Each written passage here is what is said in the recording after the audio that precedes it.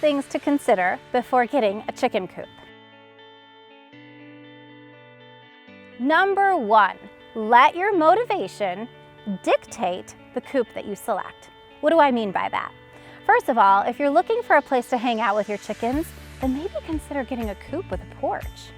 Or maybe even a coop that has storage inside. Or maybe you just really want a bunch of eggs. Well, figure out how many eggs suits your family's needs per week and do the math from there. Once you identify how many chickens you need, then multiply that between 3 to 5 square feet per chicken, and now you know the size of coop.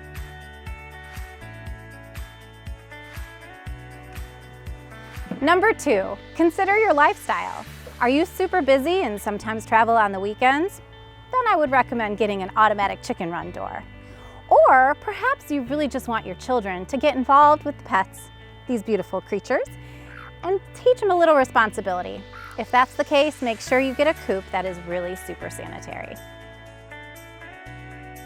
Number 3, consider your surroundings. Let's face it, we all contend with predators.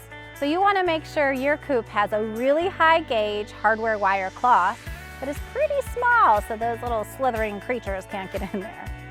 But in addition to that, you want it to be aesthetically pleasing, right? So look around your neighborhood and see the general style of the homes and try to emulate that in your coop.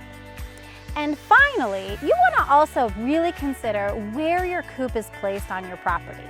So for example, if you're standing in your kitchen and you look out the window, do you want to be able to see your coop? Do you want to be able to see your chickens?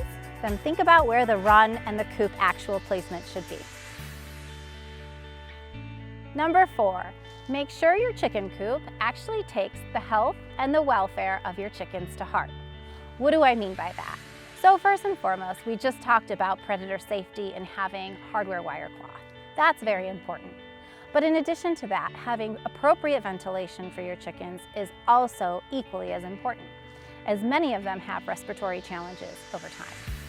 But last but not least, make sure that your coop has the appropriate amount of nesting boxes and roost length for the number of chickens that are in your flock.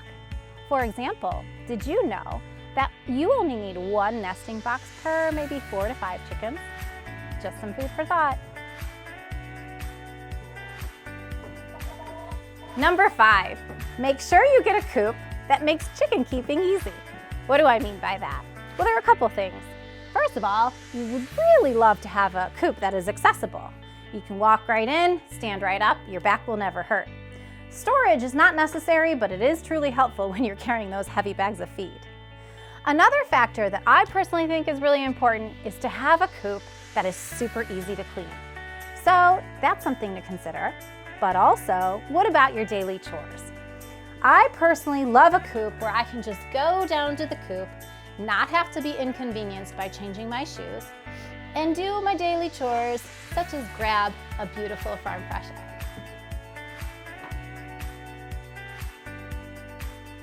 Number 6, make sure that your coop is cute. Guys, a chicken coop is going to enhance your property if it's done correctly. So take cues from your home. You can either match your house, you can complement your house, or you can make it like wildly different and whimsical.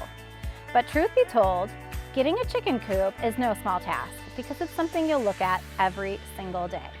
And remember, when we go to build your chicken coop, your cutest coop, it's not just a coop, it's your happy place.